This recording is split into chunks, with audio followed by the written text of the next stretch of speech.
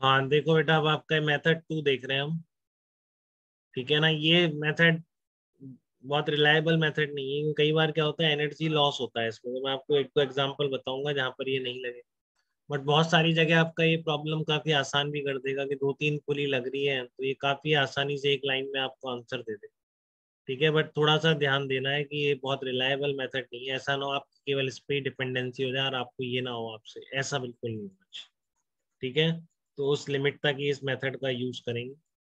ठीक है, ये कह रहा है कि आपका अब इसका जो कॉज है वो तो आपको वर्क पावर एनर्जी में समझ में आएगा।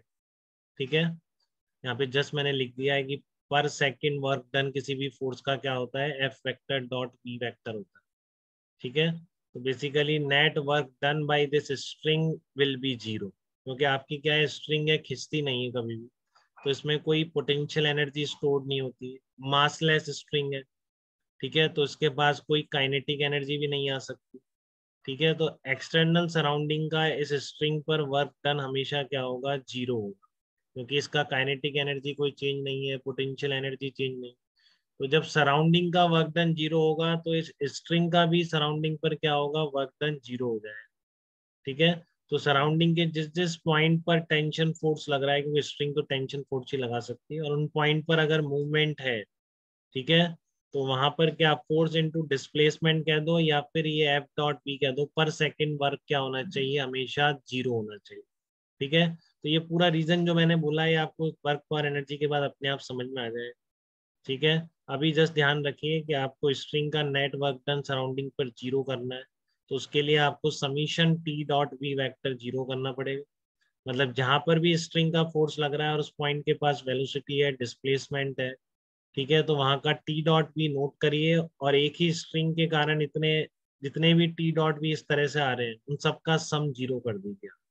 ठीक है, तो आपने देखो फर्स्ट ये वही क्वेश्चन चल रहा है, एक तरह से मेथड 2 है, तो आपने जो डायनामिक्स की इक्वेशन लिखी थी, इसमें इसको ऊपर माना था, इसको नीचे माना था, तो यहाँ पर भी वही रखेंगे। इसको V1 ऊपर है, इसका V2 नीचे। ठीक है, ये सम जीरो होना चाहिए। देखो डॉट प्रोडक्ट सबको आना चाहिए, बहुत पढ़ा है अपन ने।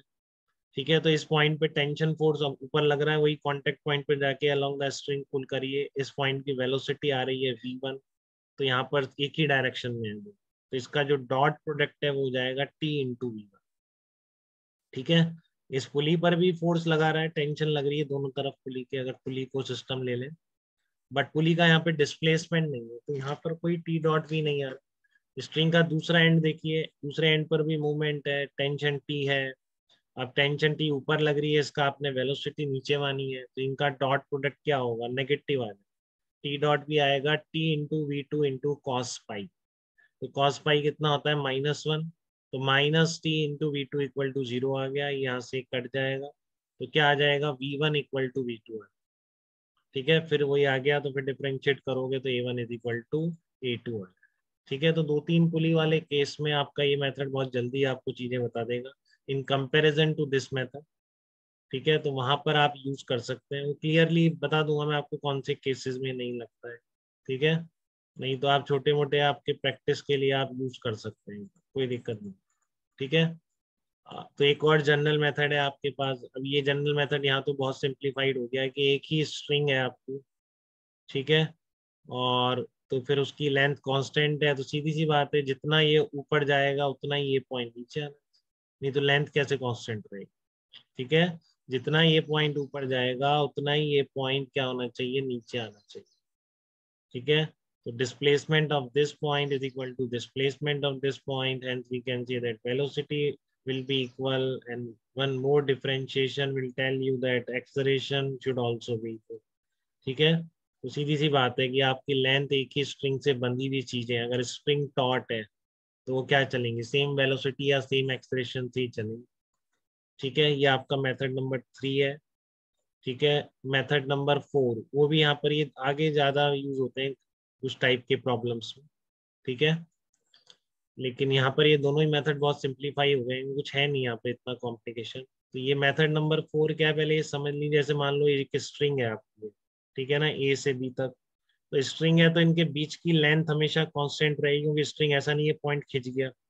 ठीक है, अगर स्ट्रिंग टॉट है तो A और B के बीच की डिस्टेंस हमेशा कांस्टेंट रहनी चाहिए। अब मान लो इस पॉइंट की नेट वेलोसिटी v1 है और इस पॉइंट की नेट वेलोसिटी v2, ठीक है। तो मैं कह रहा हूँ अगर आपको इन दोनों पॉइंट के बीच की डिस्टेंस कांस्टेंट रखनी है, काइनेमेटिक्स में भी बहुत बार बोला है मैंने, ठीक है। सर हाँ बताइए बेटा। सर ये मेथड 4 एक बार रिपीट कर दीजिए ना। हाँ मेथड 4 अभी शुरू ही कर रहा हूँ, ठीक है। मेथड 4 कह रहे हैं ना बेटा? Yes sir. हाँ मेथड 4 में शुरू ही कर रहा हूँ कि मान लो आपकी यहाँ पर क्या है, आपकी जो वेलोसिटी है स्ट्रिंग के दो दो पॉइंट है ए और बी, और एक पॉइंट की वेलोसिटी v1 है और दूसरे पॉइंट की वेलोसिटी v2 है, ठीक है। और इस लाइन से ये v1 बना रहा है θ1 एंगल, ये v2 इस लाइन से बना रहा है θ2 एंगल, ठीक है। तो मैं कह रहा हूँ कि आपके ए और बी के बीच की डिस्टेंस कांस्टेंट रहनी चाहिए, ये चेंज नहीं हो सकती बेटा, ठीक है।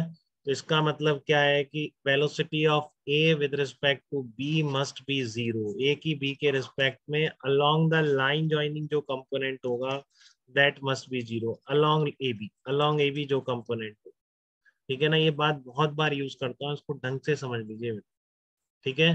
जैसे मान लो आपका ग्राउंड के रिस्पेक्ट में फिक्स पॉइंट है, ठीक है, और आप इधर अगर वेलोसिटी आ गई या उधर आ गई इस पॉइंट की, तो यहाँ से डिस्टेंस चेंज हो जाएगी, ठीक है ना। अगर आप चाह रहे हैं कि इस इन दोनों के बीच की, इस ओ और ए पॉइंट के बीच की डिस्टेंस फिक्स रहे, तो इसकी वेलोसिटी जीरो होनी चाहिए कि नहीं होनी चाहिए, ठीक है।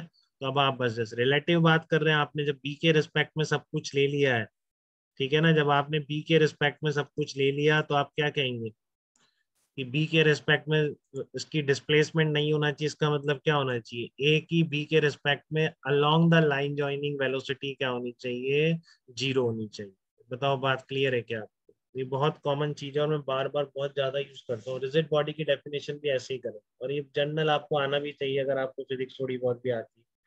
ये दो पॉइंट के बीच की डिस्टेंस चेंज नहीं होती है अगर उनकी relative velocity along the line joining zero आ रही है, ठीक है। जैसे आप कहते हैं एक सर्कल में घूमता हुआ पार्टिकल, ठीक है, और आपसे ये डिस्टेंस हमेशा सेंटर से रेडियस के बराबर रहती है, क्यों रहती है डिस्टेंस?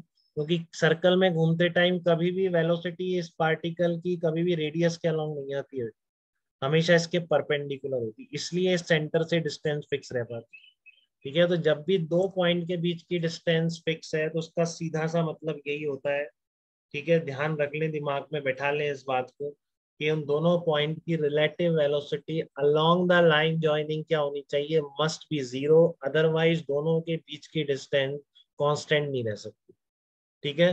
तो वही फिलॉसफी यहाँ पर अप्लाई कर रहा हूँ मैं कि मान लो स्ट्रिंग है जैसे ये आपके यहाँ पे था, ठीक है ना। तो क्या बात समझ में आई आपके कि स्ट्रिंग पर कोई भी पॉइंट होंगे उनकी नेट वेलोसिटी का जो कंपोनेंट है अलोंग द स्ट्रिंग वो इक्वल होगा, वो अलग नहीं हो सकता, क्योंकि वो हुआ तो स्ट्रिंग के दो पॉइंट के बीच की डिस्टेंस चेंज हो जाएगी, वो पॉसिबल नहीं है।